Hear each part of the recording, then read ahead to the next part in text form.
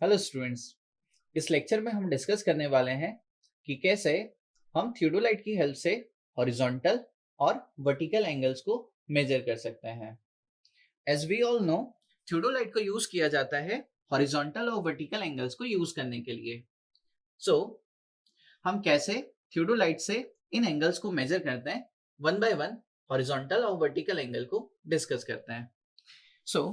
पहले हम बात कर लेते हैं हॉरिजॉन्टल एंगल्स को कैसे मेजर किया जाता है। पहले हम लोग बात करते हैं हॉरिजॉन्टल एंगल्स की। Horizontal angles. नाउ हम कोई भी एंगल मेजर करें उसके पहले कुछ मैं यहाँ पर जानकारी शेयर करता हूँ। नाउ जो थियोडोलाइट है, इस थियोडोलाइट में कुछ स्क्रू होते हैं जिन्हें हम लोअर क्लैंपिंग स्क्रू और अपर क्लैंपिंग स्क्रू कहते हैं। नाउ लोअर क्लैंपिंग स्क्रू के साथ लोअर टेंजेंट स्क्रू होता है और अपर क्लैंपिंग स्क्रू के साथ अपर टेंजेंट स्क्रू होता है। ये जो टेंजेंट स्क्रूस है, चाहे वो लोअर हो या अपर हो, ये तब वर्क करते हैं जब करस्पॉन्डिंग जो अपर और लोअर क्लैंपिंग स्क्रू है ये टाइट हो। लेट अस सपोज अगर हमारा जो थियोडोलाइट है इसमें जितने भी स्क्रू हैं उन सभी को हमने टाइट कर रखा हुआ है और हमने लोअर टेंजेंट स्क्रू को ऑपरेट किया। जो हमारा इंस्ट्रूमेंट है वो हल्का सा मूव करेगा in the horizontal plane. Now अगर हम अपर टेंजेंट स्क्रू को ऑपरेट करेंगे, अगेन हमारा जो इंस्ट्रूमेंट होगा वो हॉरिजॉन्टल प्लेन में रोटेट करेगा।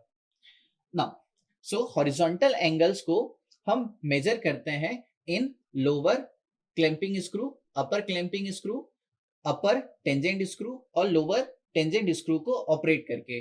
Now let us suppose theodolite में जितने स्क्रू है वो सभी टाइट है। अगर मैं रिलीज करता हूं अपर क्लैंपिंग स्क्रू को, अगर मैं अपर क्लैंपिंग स्क्रू को रिलीज करता हूं और थियोडोलाइट को रोटेट करता हूं, थियोडोलाइट जो है वो रोटेट करने लगेगा वर्टिकल एक्सिस के अबाउट हॉरिजॉन्टल प्लेन में। इस केस में जो लोअर ग्रेजुएटेड प्लेट है, लोअर सर्कुलर प्लेट है, ये फिक्स्ड होगी और जो वर्नियर है, जो वर्नियर प्लेट होगा ये रोटेट करने लगेगा over the lower horizontal plate. Now अगर मैं अपर टेंजेंट स्क्रू को टाइट कर दूं और हल्का सा रोटेट मुझे अलाउ करना है, मैं अपर टेंजेंट स्क्रू को ऑपरेट करके इसे पॉसिबल कर सकता हूं।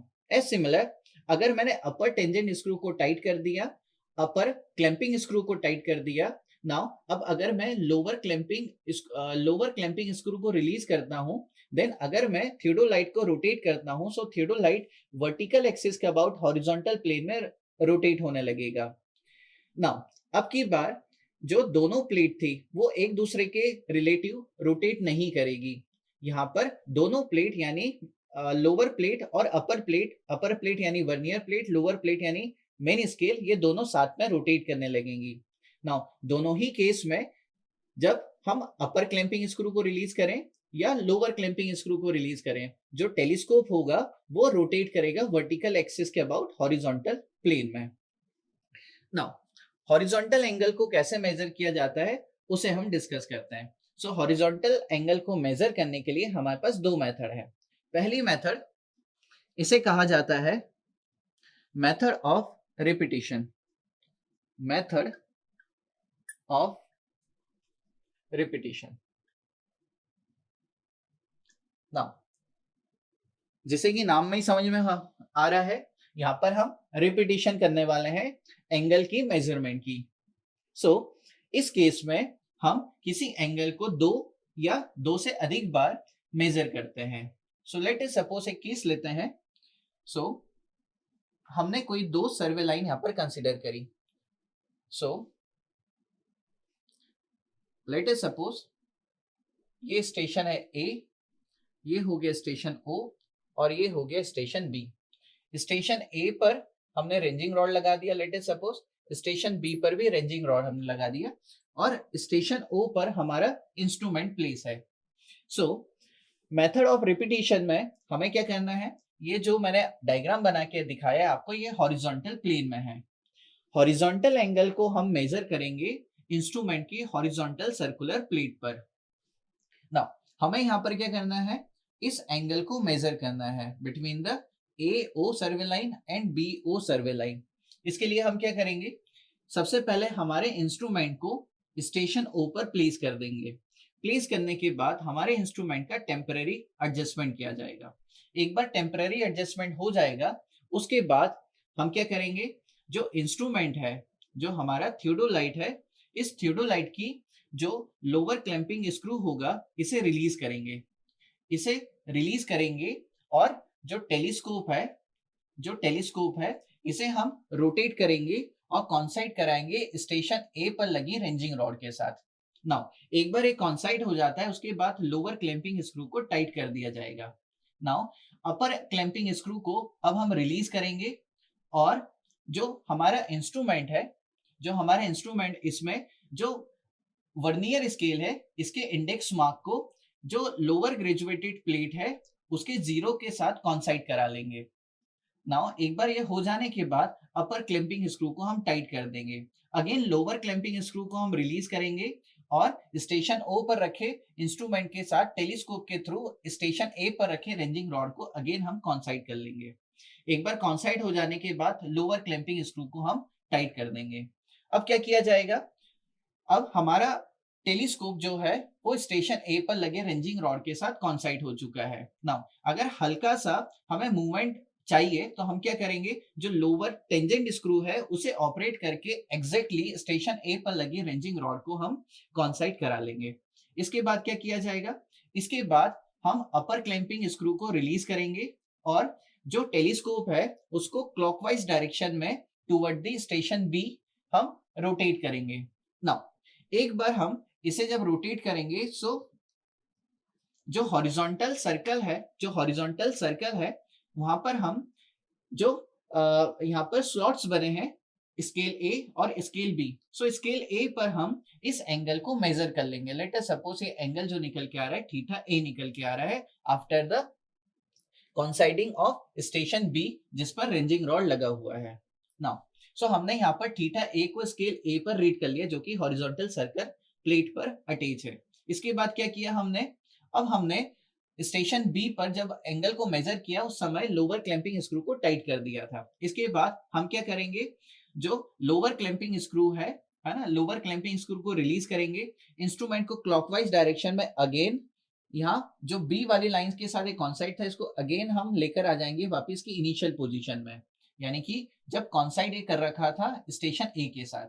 अब हम क्या करेंगे, लोअर क्लैंपिंग स्क्रू को अगेन टाइट करेंगे, अपर क्लैंपिंग स्क्रू को रिलीज करेंगे और इस एंगल को एक बार फिर से हम मेजर करेंगे। लेट अस सपोज यहाँ पर निकल के आ गया थीटा 2 और इस प्रोसेस को हम बार बार रिपीट करेंगे, इसीलिए इस मेथड को मेथड ऑफ रिपीटेशन कहा जाता है। नाउ मेथड ऑफ रिपीटेशन में ये सजेस्ट किया जाता है कि हर एक एंगल को 6 बार मेजर किया जाए। 3 बार मेजर किया जाए फेस लेफ्ट पोजीशन से और 3 बार फेस राइट पोजीशन से, यानी कि 3 बार हमें मेजर करना है इस एंगल को, 3 बार हमें इस एंगल को मेजर करना है जब टेलीस्कोप हमारा नॉर्मल हो और 3 बार इस एंगल को हम मेजर करेंगे टेलीस्कोप इन्वर्टेड के साथ, सो थीटा 3। सो सर्वे लाइन ओ ए और ओ बी के बीच का जो एंगल होगा ये हो जाएगा theta is equal to arithmetic sum के बराबर हो जाएगा। सो लेट अस सपोज अगर मैंने इसको 3 बार मेजर किया सो ये theta 1 plus theta 2 plus theta 3 divide by 3 के बराबर हो जाएगा। सो यहाँ पर हमें जो हॉरिजॉन्टल एंगल है वो एग्जैक्टली मिल जाएगा by the method of repetition. Now horizontal angle को मेजर करने के लिए एक और मेथड है हमारे पास, इस मेथड को कहा जाता है method of reiteration, method of reiteration. Now इस मेथड को हम यूज करते हैं जब एक ही स्टेशन पर इंस्ट्रूमेंट को रख करके हमें मल्टीपल सर्वे लाइंस के मल्टीपल एंगल्स को मेजर करना हो, मल्टीपल हॉरिजॉन्टल एंगल्स को। सो लेट अस सपोज अगर किसी केस में हमें अगर हमें मल्टीपल लाइंस के एंगल्स को मेजर करना हो, उस केस में हम इसे यूज कर सकते हैं। सो लेट अस सपोज ये है हमारी सर्वे लाइन ओ ए, ओ बी, ओ सी और ओ डी। ना इस केस में हम क्या करेंगे, मेथड ऑफ रिपीटेशन में स्टेशन ओ पर हमारे इंस्ट्रूमेंट को सेट करेंगे, इसका टेम्परेरी एडजस्टमेंट करेंगे। ना मेथड ऑफ रिपीटेशन को जैसे मैंने बताया यहाँ सक्सेसिव एंगल्स को मेजर करने के लिए इस मेथड को यूज किया जाता है। सो स्टेशन ओ पर इंस्ट्रूमेंट को प्लेस किया, इसका टेम्परेरी एडजस्टमेंट किया। नाउ जो इंस्ट्रूमेंट है इसका हमने क्या किया, जो लोअर क्लैंपिंग स्क्रू है इसको रिलीज किया और हमने हमारे इंस्ट्रूमेंट के टेलीस्कोप को टूवर्ड द स्टेशन ए जिस पर रेंजिंग रॉड लगा हुआ है इसको कॉन्साइड करा लिया। एक बार ये कॉन्साइड हो जाता है देन इसको टाइट किया, अगेन अपर क्लैंपिंग स्क्रू को हमने रिलीज किया और जो वर्टिकल जो हॉरिजॉन्टल सर्कल है इसका जो वर्नियर स्केल है, वर्नियर स्केल के इंडेक्स यानी कि 0 को मेन स्केल के 0 के साथ हमने कॉन्साइड करा लिया। अगेन हमने अपर क्लैंपिंग स्क्रू को टाइट किया, लोअर क्लैंपिंग स्क्रू को रिलीज किया और स्टेशन ओ पर रखे टेलीस्कोप को स्टेशन ओ पर लगी रेंजिंग रॉड के साथ अगेन हमने कॉन्साइड कर लिया। एग्जैक्टली कॉन्साइड करने के लिए हमने लोअर टेंजेंट स्क्रू को यूज किया। नाउ अब हमने क्या किया, सारे स्क्रू को टाइट कर दिया, अपर क्लैंपिंग स्क्रू को हमने रिलीज किया और हमने टेलीस्कोप को रोटेट किया इन द क्लॉकवाइज डायरेक्शन और ऐसा करके हमने ओ ए सर्वे लाइन और ओ बी सर्वे लाइन के हॉरिजॉन्टल एंगल को मेजर कर लिया। लेट अस सपोज ये एंगल निकल के आए θ1। नाउ अब हम क्या करेंगे, अगेन हम स्टेशन ओ पर रखे टेलीस्कोप के साथ ओ बी सर्वे लाइन के साथ है ना टेलीस्कोप को रोटेट करेंगे और हम मेजर कर लेंगे θ2 को। देन हम यहाँ से अगेन इसको क्लॉकवाइज डायरेक्शन में रोटेट करेंगे और मेजर कर लेंगे θ3 और हम मेजर कर लेंगे नेक्स्ट θ4। ना ये प्रोसेस हमने किया। ना अगर ये प्रोसेस हमारा एकदम करेक्ट है सो जो θ1 है plus θ2 plus θ3 plus θ4 it should be equal to 360, यानी कि हमारा जो हॉरिजॉन्टल ग्रेजुएटेड सर्कल है यहाँ पर हमें 360 डिग्री जब हम ओए सर्वे लाइन पर अगेन आ जाएंगे सो ये रीडिंग हमें दिखनी चाहिए। ना सो इस मेथड को कहा जाता है मेथड ऑफ रीइटरेशन। यहाँ पर हम सक्सेसिव एंगल्स को मेजर करते हैं। सो ये हुआ हॉरिजॉन्टल एंगल को मेजर कैसे किया जाता है, कौन कौन सी मेथड हमारे पास अवेलेबल है। नेक्स्ट हम डिस्कस करते हैं कि कैसे हम थियोडोलाइट से वर्टिकल एंगल को मेजर कर सकते हैं। सो measurement of vertical angle. Now vertical angles को मेजर किया जाएगा थियोडोलाइट में लगे वर्टिकल सर्कल की हेल्प से। सो यहाँ पर अगेन मैं दो लाइन यहाँ पर बना के बता रहा हूँ, ये दोनों लाइन है अब वर्टिकल प्लेन में होगी।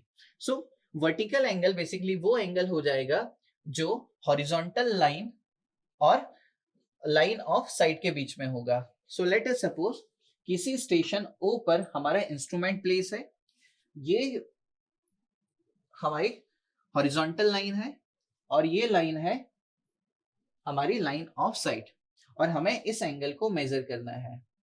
Late us suppose theta.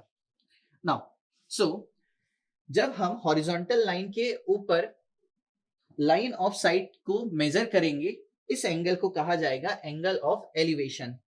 अगर हमारी जो लाइन ऑफ साइट है वो हॉरिजॉन्टल लाइन के नीचे है इस एंगल को कहा जाएगा angle of depression. Now so हमें एंगल ऑफ एलिवेशन को मेजर करना है। इसके लिए हम क्या करेंगे, सबसे पहले स्टेशन ओ पर इंस्ट्रूमेंट को प्लेस करेंगे। नाउ देन हमें क्या करना है, अपर सारे स्क्रू यहाँ पर टाइट है, अब हम अपर क्लैंपिंग स्क्रू को रिलीज करेंगे और जो इंस्ट्रूमेंट का जो हॉरिजॉन्टल सर्कल है इसके वर्नियर के 0 पॉइंट को मेन स्केल के 0 पॉइंट के साथ कॉन्साइड कर देंगे और इसको टाइट कर देंगे। इसके बाद क्या करेंगे, जो थियोडोलाइट है उस थियोडोलाइट का जो टेलीस्कोप है इस टेलीस्कोप को परफेक्टली हॉरिजॉन्टल करेंगे। परफेक्टली हॉरिजॉन्टल है इसे इंश्योर करेंगे हम वर्टिकल सर्कल पे लगे वर्नियर और मेन स्केल से। वर्नियर और मेन स्केल के 0 को हम यहाँ पर कॉन्साइड करा देंगे। एक बार ये कॉन्साइड हो जाता है उसके बाद हम क्या करेंगे, जो टेलीस्कोप है इसको क्या करेंगे हम, अगर एंगल ऑफ एलिवेशन करना है सो ऑब्जेक्ट जो भी होगा उसके जो पॉइंट होगा उस पॉइंट पर क्या करेंगे, टारगेट करेंगे, इसे टारगेट करेंगे यानी कि हमारी लाइन ऑफ साइट मिल जाएगी। नाउ एक बार इसको टारगेट कर दिया, देन वर्टिकल क्लैंपिंग स्क्रू से, अपर क्लैंपिंग स्क्रू से, है ना, यहाँ पर वर्टिकल सर्कल के लिए क्लैंपिंग स्क्रू होता है जिसको वर्टिकल क्लैंपिंग स्क्रू कहा जाता है, उसे टाइट कर देंगे। उसे टाइट करने के बाद जब हमने इसको क्या किया, इस तरीके से रोटेट किया, तब हमने उसे रिलीज किया था। नाउ जब हमने हमारे टारगेट को, ऑब्जेक्ट को टारगेट कर लिया, देन वर्टिकल क्लैंपिंग स्क्रू को हम टाइट कर देंगे। देन जो भी वर्टिकल सर्कल पर रीडिंग निकल के आ जाएगी वो डायरेक्टली हमको एंगल ऑफ एलिवेशन दे देगी। As similar angle of depression को भी मेजर किया जा सकता है। सो इस लेक्चर में हमने डिस्कस कर लिया कि थियोडोलाइट की हेल्प से हॉरिजॉन्टल और वर्टिकल एंगल को कैसे मेजर किया जाता है, और हॉरिजॉन्टल एंगल को मेजर करने के लिए हमारे पास कौन कौन सी मेथड्स है। Thank you.